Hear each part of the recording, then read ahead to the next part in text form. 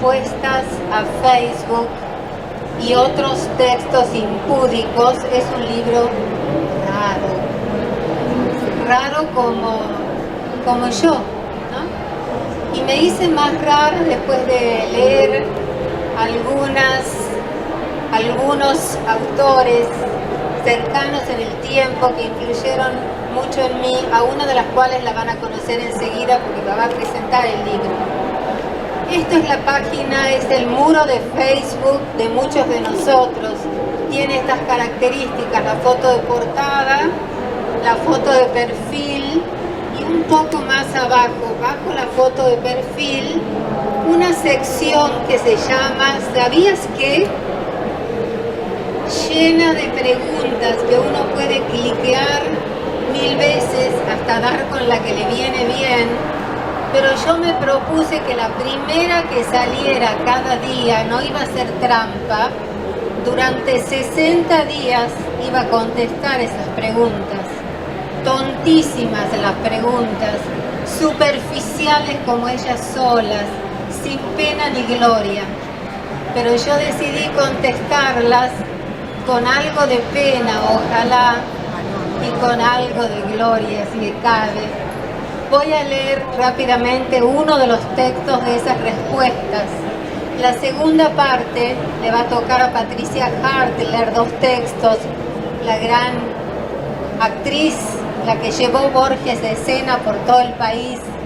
Y entre Patricia y yo va a entrar a jugar Virginia Feynman, una mujer que yo leí por primera vez en página 12 con su cuento Gloria. Y ese día nunca más volví a ser la escritora que había sido, porque gracias a ella y a Edgar Keret, un escritor israelí, me hice más suelta, más atrevida. Como dicen mis hijos, la mamá escribe en tiempo real. Es como que no le doy tiempo al tiempo para que decante y ahí aparece el texto. Por ejemplo,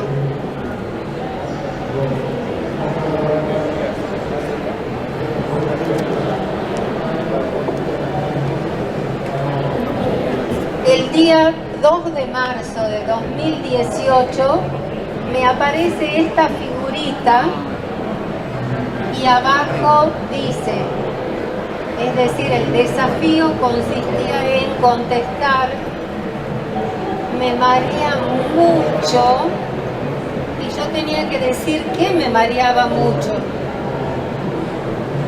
Veo que junto al título o arriba del título insertaste una carita verde, muy seria, muy descompuesta.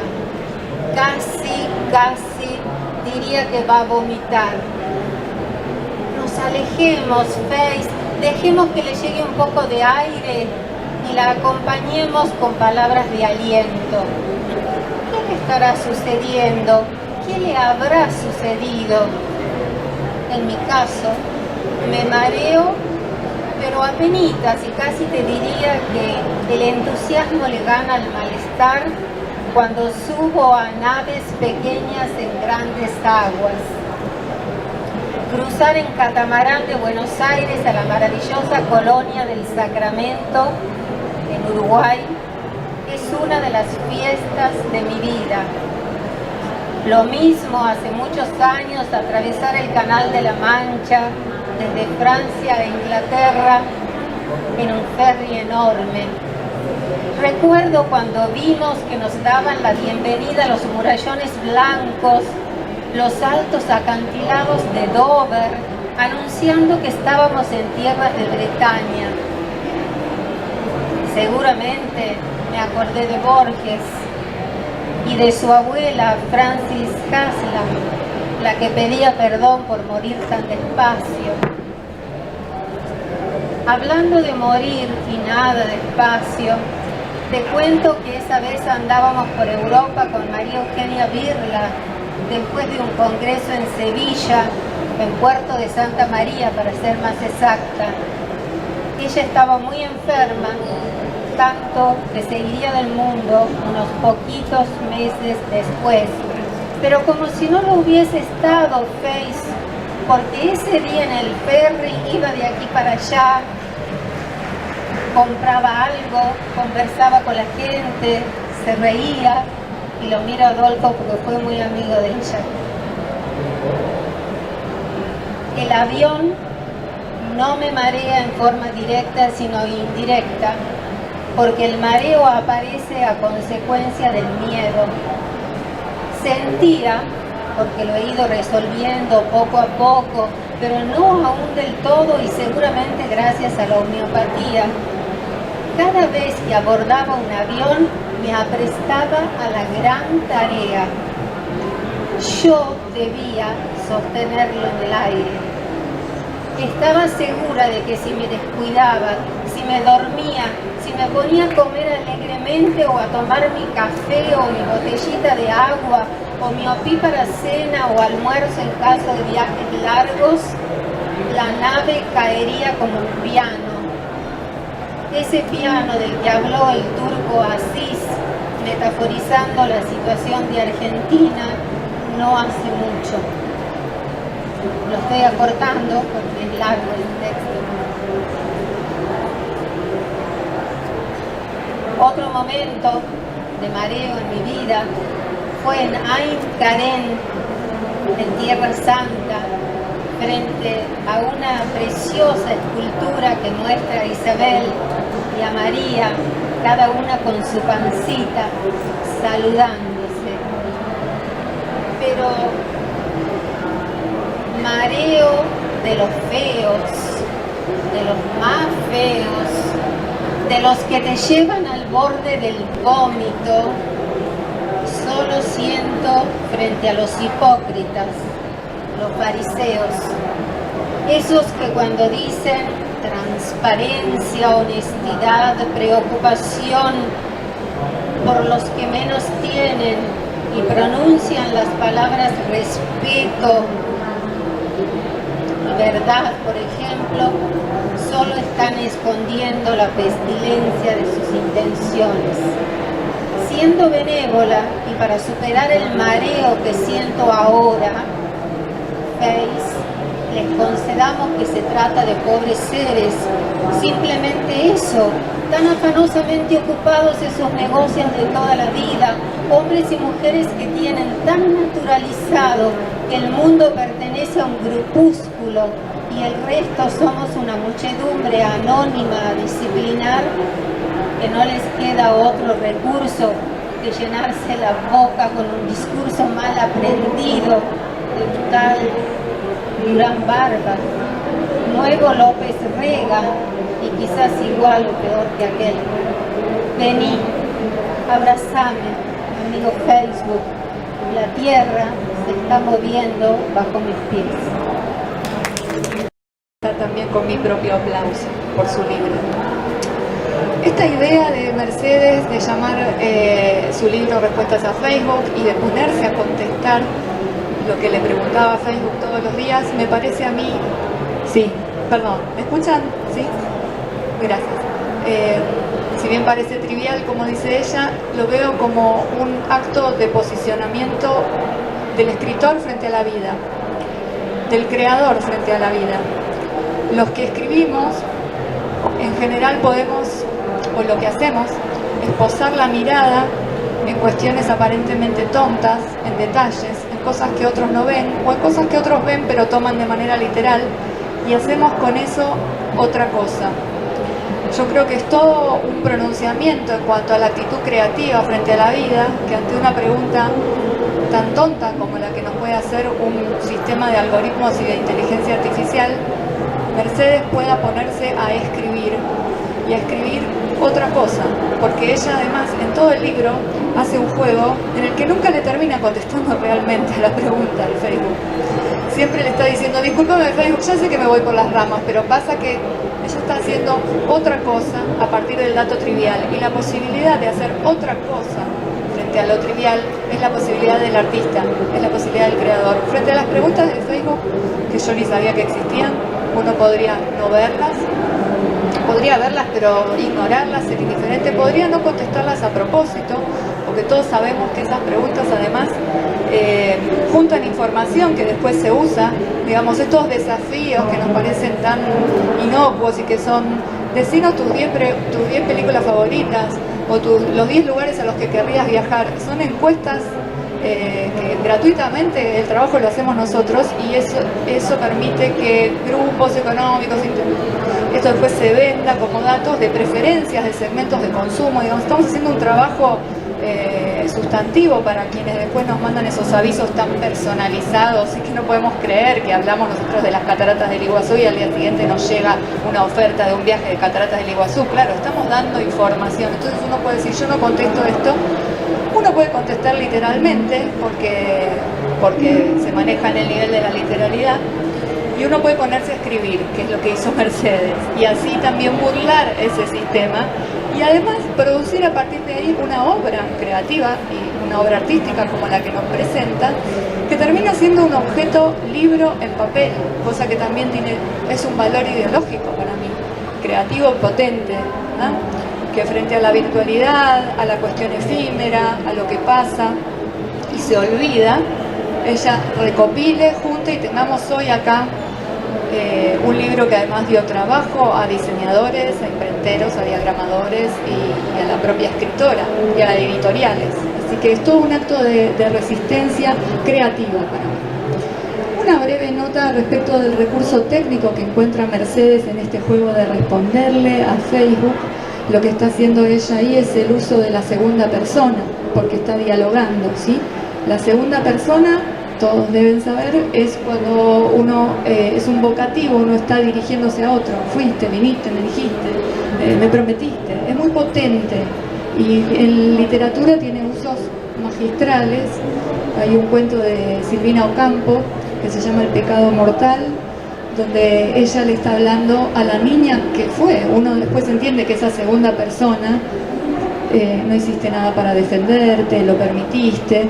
Es un diálogo a la niña que ella fue y que sufrió un abuso en la infancia. Es un texto muy valiente y muy prematuro para lo que es el desarrollo de la temática del abuso sexual en literatura. Abelardo Castillo tiene también textos en los que le habla a un compañero del secundario al que él maltrataba, al que él le hizo lo que ahora diríamos bullying, porque era muy afeminado. Ese diálogo, ahora en el presente, de algo con alguien a quien uno conoció hace 40 años, es un diálogo interno, no es un diálogo real. Es el diálogo con uno mismo que no se puede perdonar. La segunda persona es la forma literaria de la rumiación, de la de te dije, ¿por qué? No pude.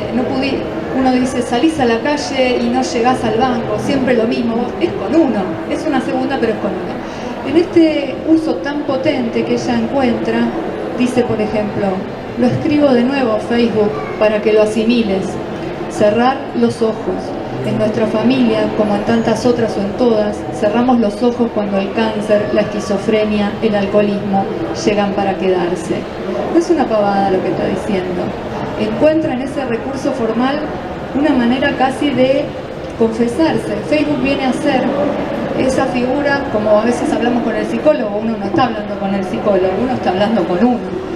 Entonces, eso va trasuntando un personaje muy tierno, muy delirante también, porque ese diálogo en el que se termina diciendo casi que con Facebook vamos a tener un hijo que va a ser este libro, es surrealista, pero trasunta un personaje que creó Mercedes, que en esa segunda persona, donde también, por ejemplo, le dice, me decís, Facebook, con mucha razón me decís que no sea exagerada, que desdramatice la vida, que se trata solo de un juego, que aprenda a tomarme las cosas con soda, pero yo te pregunto, ¿y si en vez de burbujas son mariposas y me encuentro, sin haberlo buscado, presa de todos los síntomas de una mujer enamorada?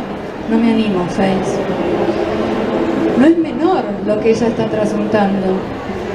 Y el hecho de que estos miedos se tengan que compartir con una red social también nos entrega un personaje de mucha soledad, de mucha ternura, de mucha soledad. A mí me conmovió eso del personaje, ¿no? Es un recurso estilístico que le permitió sacar sus dramas, denunciar, analizarse, culparse y en definitiva está hablando con ella misma. Entonces eso es muy conmovedor y es un gran logro de una escritora, no se hace fácil, parece fácil, no se hace fácil. Otro recurso técnico que le permitió la pavadita del Facebook es que cuando, por ejemplo, le preguntan qué postre te gusta, ella hace una enunciación de qué literatura le gusta. Un texto suculento, no demasiado dulce, dice Mercedes, que no empalague, sin lágrimas que corran dulcemente por las mejillas, ni campos nacarados de rocío. Un texto que me diga para qué corno estoy en este mundo, qué sentido tiene mi dolor y el de los otros, pero en una historia contada como quien no quiere la cosa. Y eso también es algo que hacen y que hacemos los escritores, como quien no quiere la cosa, con una anécdota de superficie.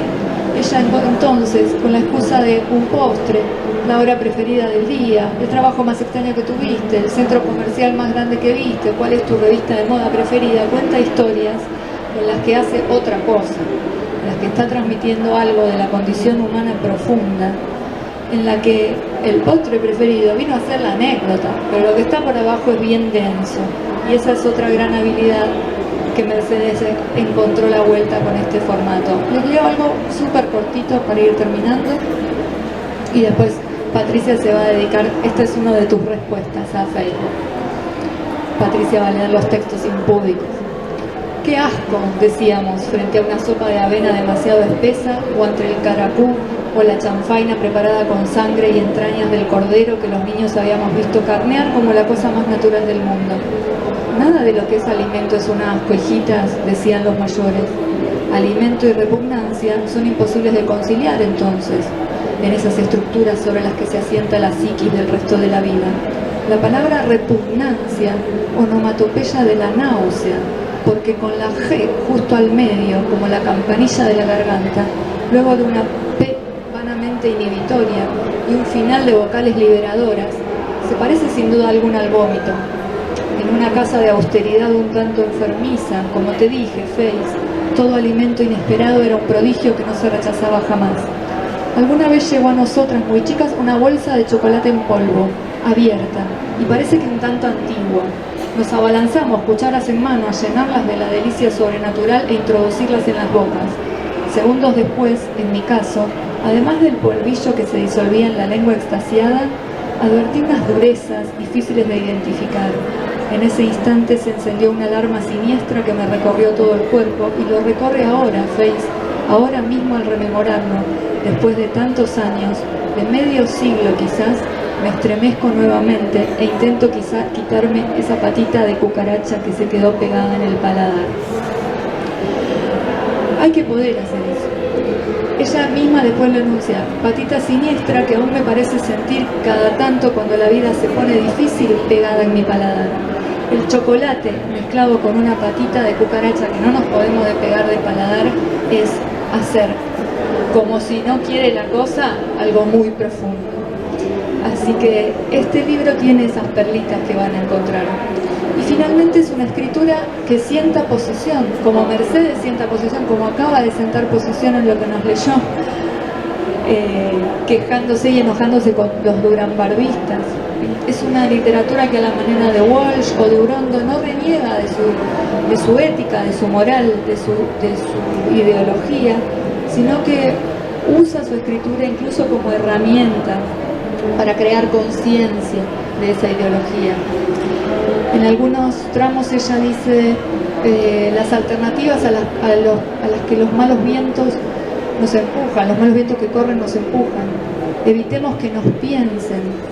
Mis ideas, que a veces son poco santas sobre el país, el mundo, la religión y la moral, cuando va a trabajar a un colegio católico, donde le imponen ciertas cosas. Sabremos cómo actuar frente a dictadores, patriarcas y machistas. Y recuerda también el espectáculo que hizo Nacha Guevara sobre Eva Perón, y cuenta en una escena muy tierna que sus hijos lo repiten de memoria y que a la hija es al día de hoy que le piden en la familia que recree la escena en la que Eva discute con las damas de la sociedad de beneficencia. Entonces la hija representa para todas: y ahora, viejas de mierda, quiero pedirles el último favor, que se metan en el culo su famosa institución. Bien, entonces todo esto que hizo Mercedes, y especialmente este último punto, me permite volver al principio, al día en que la conocí, al día en que ella me aplaudió por esos motivos, y estar muy contenta de ser hoy yo la que está acá para aplaudirla a ella. Gracias, Virginia. Me faltó decir que cuando descubrí su cuento Gloria en página 12 hace unos años, dije, ¿qué será Virginia de mi maestro José Pablo Feynman, el filósofo, el que nos enseñó filosofía por televisión por años? Y es la hija de José Pablo Feynman, así que es para mí también otro momento grandioso. Acá está Trini Bo. Gracias, corazón. Está también Marta Baloy, que ellas en la contratapa del libro escriben solo una frase, que son comentarios que me ponían mientras iban naciendo los textos. Por ejemplo, Trini escribe: es un aire fresco esa proverbial imaginación que te permite crear todas estas historias. Muchas gracias, Trini. Marta, que vos me dices algo fuerte, a ver. Acércate al micrófono. Mientras se prepara Patricia para la lectura final de los dos textos impúdicos. No se asusten, no hay striptease, pero sí hay un striptease del alma, eso sí. Bueno, yo no me acordaba, le hice algunas devoluciones a Mercedes de su libro y me lo recuperó del Face, ¿no? Y puse, testimoniar con la vida es el argumento más poderoso. Eso sube, baja y se irradia. Revolución inmensa si las hay, vivir como se piensa, hablar como se piensa y se dice. Te entiendo desde mis hormonas, así nomás te lo digo. Beso, Marta. Bien tanguera la Marta, porque ella tiene un programa que se llama Tango y Palabras, así que lo ha terminado así a 4x4. Bueno, Patricia Hart va a cerrar leyendo dos pequeñísimos textos de la segunda parte de los textos impúdicos, de escena por toda la Argentina.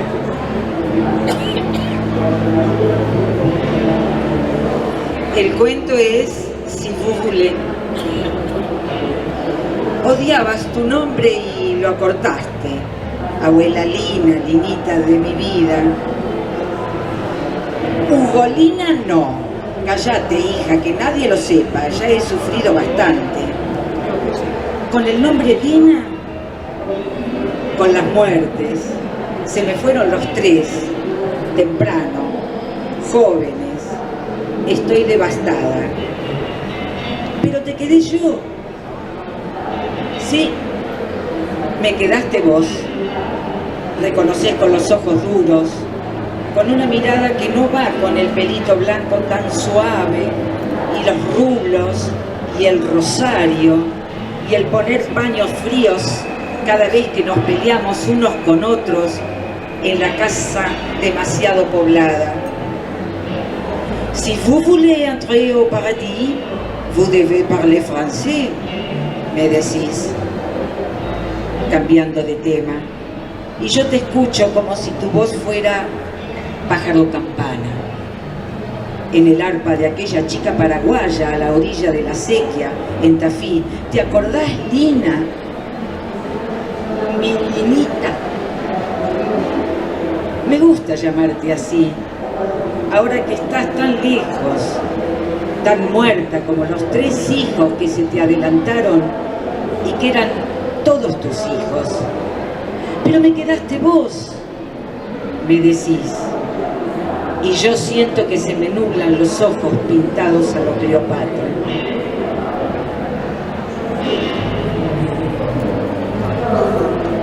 No, Si vous voulez entrer au paradis, sí, al paraíso deseo entrar, porque vos estás ahí, seguro, y yo quería existir con vos para siempre.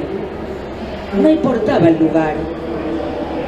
El cielo no es un lugar, hijita, es un estado. Sí, Lina, en ese estado con vos, entonces, vous voulez parler français. Por eso la Alianza Francesa de la calle Mendoza después del colegio, 3 tardes por semana. Sacate el delantal, ponelo en el portafolio, lleva un saquito. Sí, Linita de mi alma, siempre un saquito por si refresca. No vaya, que también me muera y no te quede nadie, ni siquiera yo.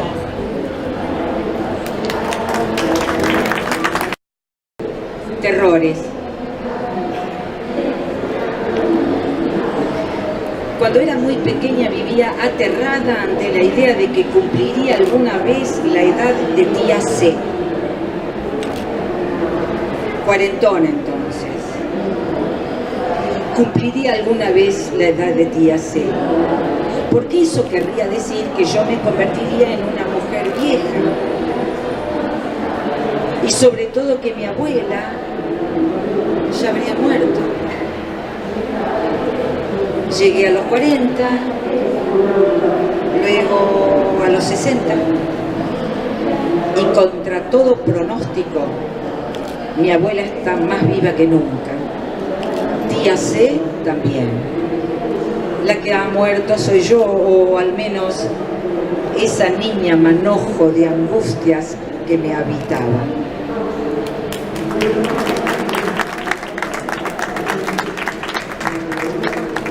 Bueno, cerramos con un profundo agradecimiento a tantos